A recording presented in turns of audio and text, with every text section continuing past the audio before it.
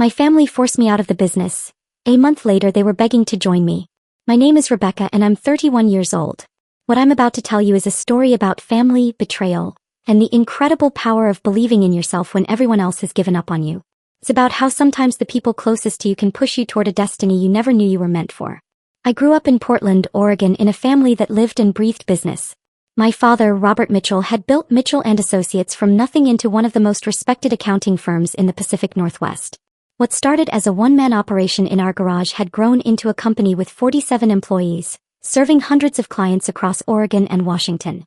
From the time I could walk, I was surrounded by spreadsheets, tax codes, and business conversations. While other kids were playing with toys, I was organizing my father's filing cabinets and learning the difference between assets and liabilities. By age 12, I was helping with basic data entry during tax season.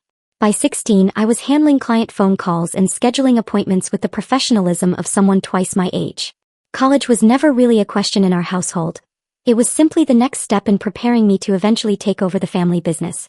I studied accounting and business administration at Portland State University, graduating summa cum laude with a deep understanding not just of financial principles, but of how to build lasting relationships with clients. During summers, I worked full-time at Mitchell & Associates, learning every aspect of the operation from payroll processing to complex corporate tax planning. After graduation, I joined the firm officially as a junior associate, but my responsibilities quickly expanded beyond what that title suggested. I was bringing in new clients, developing innovative service packages, and modernizing our technology systems. Within 3 years, I had increased our client base by 30% and streamlined our operations in ways that significantly improved both efficiency and profitability. My younger brother David had joined the firm 2 years after me, fresh out of college with a business degree and big ideas about how things should be run. Unlike me, David had never shown much interest in the day-to-day operations during his childhood. He preferred the social aspects of business, networking events, client dinners, and presentations, while I focused on the technical expertise and relationship building that actually kept clients satisfied and coming back year after year. My sister Jennifer, the youngest of us three, had initially pursued a career in marketing before deciding to join the family business as our director of client relations.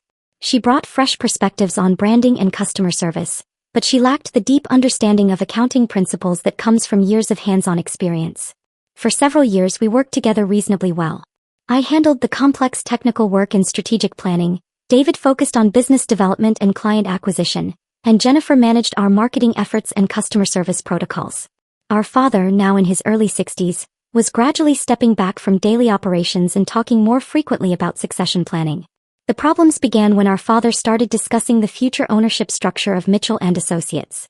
I had always assumed that since I had been with the company longest, had the deepest technical expertise, and had contributed most significantly to our growth, I would naturally be positioned to take over as president when he retired. I had invested 12 years of my life in building this company, sacrificing personal relationships and other career opportunities because I believed I was working towards something that would eventually be mine to lead.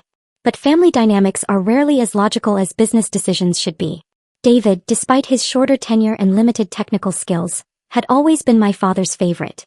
He had inherited my father's charm and natural salesmanship, qualities that my father valued highly even though they weren't necessarily the most important skills for running an accounting firm. Jennifer, as the youngest, had a way of making everyone feel like her ideas were revolutionary, even when they were variations of strategies I had already implemented. The tension came to a head during a family meeting in late September, held in the conference room where I had spent countless hours working on client presentations and strategic plans. My father announced that he had decided to restructure the ownership of the company, with David becoming president and majority shareholder, Jennifer taking on the role of vice president of operations, and me remaining as senior associate with a modest equity stake. The reasoning he provided felt like a series of polite justifications for what was essentially a betrayal of everything I had worked toward. He said that David's personality was better suited for client relations and business development, that Jennifer's fresh perspective was exactly what the company needed to modernize, and that my technical skills were valuable but didn't necessarily translate to leadership capabilities. What hurt most wasn't just the decision itself, but the realization that this had clearly been discussed and planned without my input. David and Jennifer showed no surprise at the announcement, and their acceptance of these new roles was immediate and enthusiastic. I was the only one in the room who seemed shocked by this complete reorganization of everything I had understood about my future. The weeks that followed were the most difficult of my professional life. Suddenly, decisions I had been making for years were being questioned or overruled by David, who had never handled complex corporate accounts or navigated challenging tax situations. Jennifer was implementing changes to client service protocols that ignored years of relationship-building strategies I had developed. I watched clients who had specifically requested to work with me being reassigned to other associates, while my expertise was relegated to reviewing other people's work rather than leading important projects. The final breaking point came in mid-October when David made a decision about a major corporate client that directly contradicted my professional recommendations.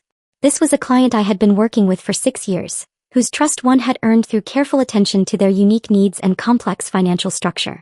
David's approach prioritized short-term revenue over long-term relationship building, and I knew it would ultimately damage both our reputation and the client's financial position. When I voiced my concerns privately to David, he dismissed them with a condescending explanation about the need for me to trust his leadership and adapt to new management styles.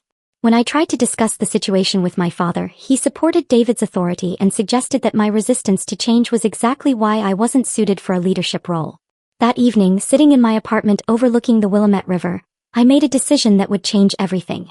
I wasn't going to continue fighting for recognition in a company where my contributions were being minimized and my expertise was being dismissed. I wasn't going to spend the next decade watching David and Jennifer receive credit for the foundation I had helped build.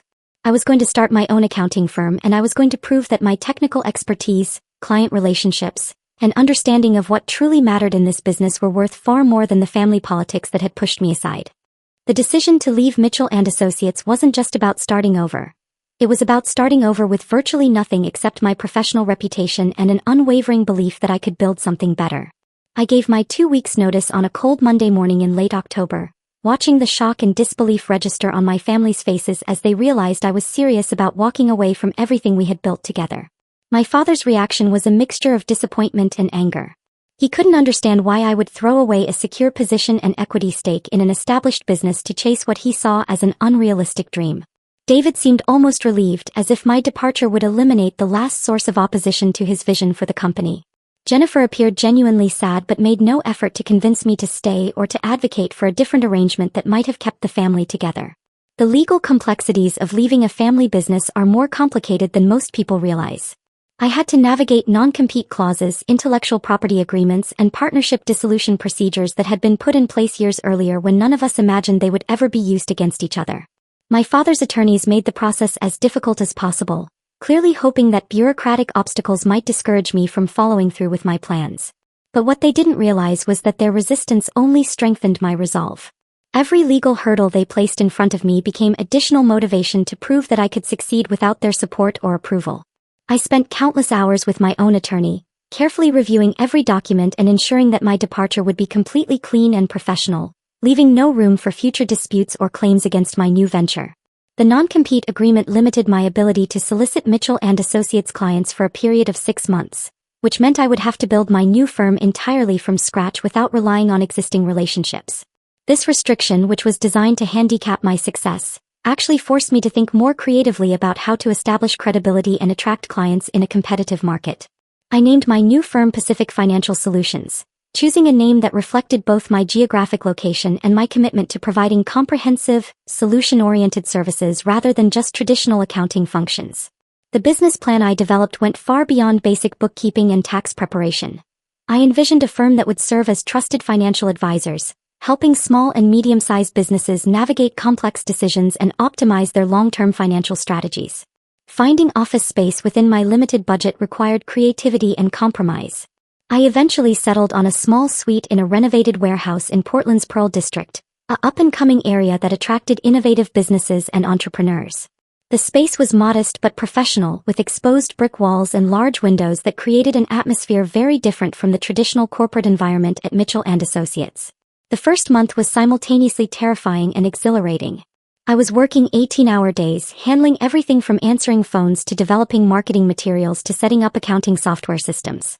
I had never realized how many behind-the-scenes functions my father's established infrastructure had handled automatically.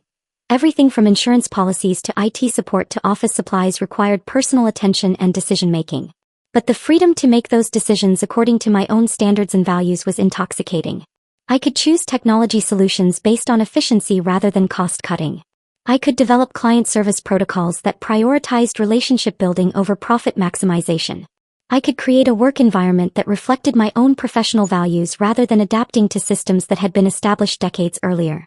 My marketing strategy focused on demonstrating expertise rather than simply advertising services. I started writing articles for local business publications about tax law changes, financial planning strategies, and small business management tips. I offered free workshops at the Portland Chamber of Commerce on topics like cash flow management and tax preparation for entrepreneurs. I volunteered to provide pro bono financial consulting for local nonprofits, building relationships within the community while showcasing my capabilities. The breakthrough came during my third week in business, when I was approached by Sarah Chen, the founder of a rapidly growing technology startup that specialized in sustainable packaging solutions. Sarah had been frustrated with her previous accounting firm's inability to understand the unique financial challenges of scaling a green technology business. She had heard about my workshop on financial planning for innovative companies and was intrigued by my approach. Sarah's company became my first major client, and working with her taught me more about modern business challenges than years of handling traditional corporate accounts ever could have. Her needs went far beyond basic accounting. She required strategic financial planning, investment readiness preparation, regulatory compliance guidance, and cash flow modeling for multiple growth scenarios. More importantly, Sarah became an advocate for Pacific Financial Solutions within Portland's entrepreneurial community. She introduced me to other startup founders, recommended my services to her professional network, and provided testimonials that helped establish my credibility with potential clients who didn't know my background. Within 6 weeks, I had signed contracts with 8 clients, ranging from a boutique marketing agency to a sustainable restaurant group to an online retail business specializing in locally made crafts. Each client brought unique challenges that required creative problem-solving and innovative approaches to financial management. What I was discovering was that my years of experience at Mitchell & Associates had given me a deep understanding of traditional accounting principles. But starting my own firm was teaching me how to apply those principles in ways that truly served modern businesses. I was learning to see financial management as a strategic tool rather than just a compliance requirement. The word-of-mouth referrals were exceeding my most optimistic projections. By the end of my second month in business, I had a waiting list of potential clients and was already considering whether I would need to hire an associate to help manage the workload. More importantly, I was generating revenue that was approaching what I had been earning as a senior associate at Mitchell & Associates, despite having none of the infrastructure advantages of an established firm. But the most significant change wasn't in my financial situation. It was in my daily experience of work. For the first time in my career, I was waking up excited about the challenges I would face that day. I was making decisions based on what would best serve my clients rather than what would satisfy family dynamics or corporate politics. I was building something that reflected my own vision of what exceptional financial services should look like. The success was validating, but it was also creating an unexpected problem. My rapid growth was attracting attention within Portland's business community, including attention from people who had never expected me to succeed on my own. And as news of Pacific Financial Solutions' success began to spread, it was becoming increasingly difficult for my family to ignore the reality of what I had accomplished in such a short time. By the beginning of my third month running Pacific Financial Solutions, something remarkable was happening that I hadn't anticipated when I first made the decision to leave my family's firm. I wasn't just surviving as an independent business owner. I was thriving in ways that surprised even me. The combination of technical expertise I had developed over 12 years, the freedom to implement innovative approaches, and the motivation that comes from proving doubters wrong had created a perfect storm of success. The referral network I had built through my initial clients was generating more opportunities than I could handle alone. Sarah Chen's technology startup had introduced me to 3 other companies in Portland's growing tech sector, each requiring sophisticated financial planning for rapid-scale operations.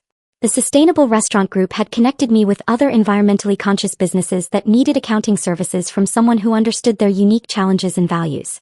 But perhaps most importantly, I was attracting clients who had specific reasons for seeking alternatives to larger, more established firms. These were business owners who felt overlooked or underserved by traditional accounting companies, entrepreneurs who needed strategic guidance rather than just compliance services, and growing companies that required more personalized attention than they could get from firms focused primarily on maximizing billable hours. The work itself was more engaging and challenging than anything I had experienced at Mitchell & Associates. Instead of processing routine transactions for long-established corporate clients, I was helping dynamic businesses navigate complex growth decisions, structure financing arrangements, and develop financial strategies that aligned with their long-term goals.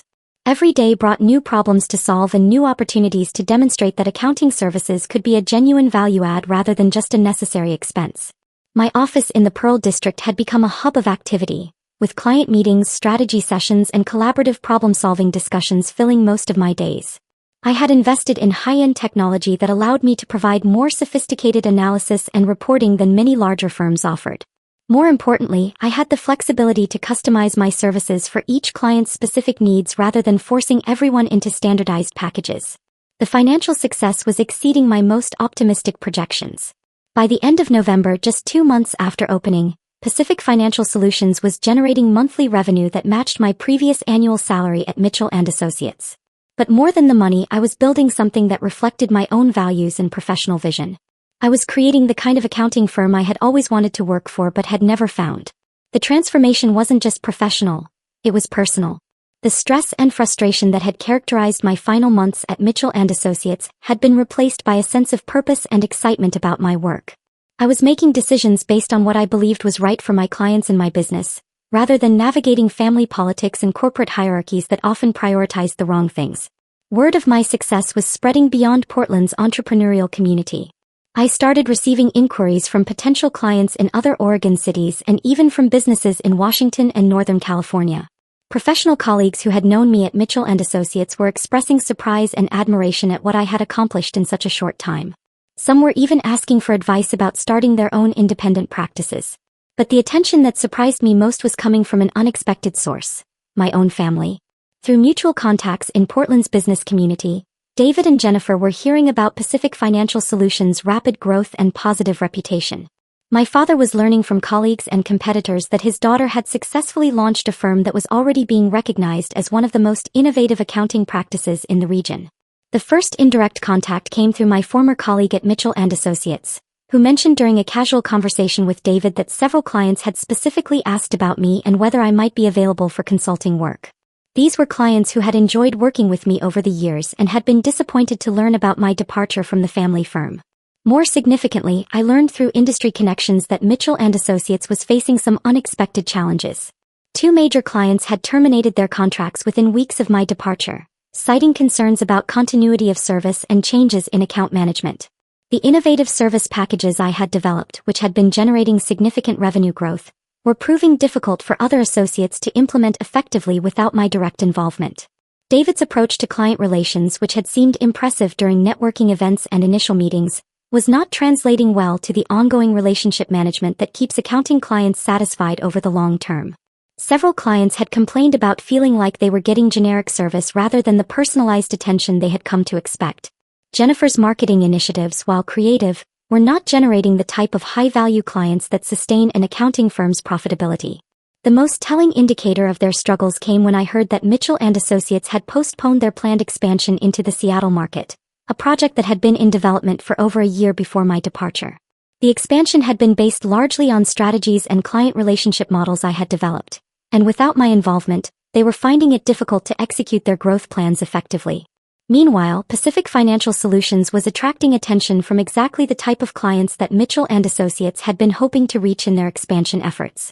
My reputation for handling complex growth stage companies and innovative business models was drawing inquiries from Seattle-area businesses who had heard about my work through professional networks. The irony of the situation was becoming impossible to ignore. The family business that had pushed me out because they didn't believe I had the right skills for leadership was struggling with the very challenges that I was successfully addressing at my own firm. The clients who had been reassigned from me to other associates were not receiving the level of service they expected, while the clients I was attracting at Pacific Financial Solutions were experiencing exactly the kind of personalized, strategic financial guidance that builds long-term loyalty. But the most significant development came during the first week of December, exactly 1 month after I had opened Pacific Financial Solutions. I received a call from someone I never expected to hear from again: my father. His voice carried a tone I hadn't heard since I was a child, a combination of respect and uncertainty that suggested he was finally seeing me as something other than the daughter who had disappointed him by leaving the family business. He didn't call to apologize or to admit that he had made a mistake in the restructuring decision that had pushed me to leave. Instead, he called to ask if I might be interested in exploring some kind of collaborative arrangement between Mitchell & Associates and Pacific Financial Solutions. He suggested that there might be opportunities for our firms to work together on larger clients or more complex projects that could benefit from both his firm's established relationships and my innovative approaches. The conversation was surreal. The man who had dismissed my leadership capabilities just 2 months earlier was now proposing a partnership that would essentially acknowledge the success and value of everything I had built independently. The family that had forced me out of their business was now looking for ways to reconnect with the success I had created on my own terms. The phone call from my father was just the beginning of what would become the most unexpected chapter of this entire journey. Over the following week, I received separate calls from both David and Jennifer, each approaching me with their own version of reconciliation and collaboration proposals. The family that had collectively decided I wasn't suited for leadership was now individually reaching out to the business I had built in defiance of their judgment. David's call came 3 days after my father's initial contact. His tone was markedly different from the condescending authority he had displayed during my final weeks at Mitchell & Associates. He spoke with the careful respect of someone who had realized they had underestimated a competitor. He mentioned that several major clients had specifically requested my involvement in their accounts, and he wondered if there might be ways for us to coordinate our services without compromising either firm's independence. What he didn't say directly, but what was obvious from the subtext of our conversation, was that Mitchell & Associates was struggling with exactly the types of complex accounts that had been my specialty. The corporate clients who required strategic financial planning and innovative problem-solving were not receiving the level of service they expected from David's more traditional approach to account management. Jennifer's outreach was perhaps the most surprising of all. She called under the pretense of wanting to congratulate me on my success, but the conversation quickly evolved into a discussion about the marketing and branding challenges she was facing at Mitchell & Associates. She had discovered that the innovative reputation I had helped build for the firm over 12 years was not something that could be easily maintained without the substance to back up the marketing messages. More tellingly, Jennifer mentioned that she had been receiving inquiries from potential clients who had heard about Pacific Financial Solutions and specifically wanted to know if she was connected to my work. The irony was unmistakable. Her marketing efforts for Mitchell & Associates were being overshadowed by the organic reputation I was building through actual client results and word-of-mouth referrals. But the most significant conversation came when all 3 of them requested a family meeting to discuss what they termed a strategic collaboration opportunity. The meeting was scheduled for a Thursday afternoon in early December, taking place not in the familiar conference room at Mitchell & Associates, but in a neutral location, a private dining room at a downtown Portland restaurant. Walking into that meeting was one of the most surreal experiences of my professional life. 3 months earlier, I had been the family member whose ideas were dismissed and whose leadership potential was questioned.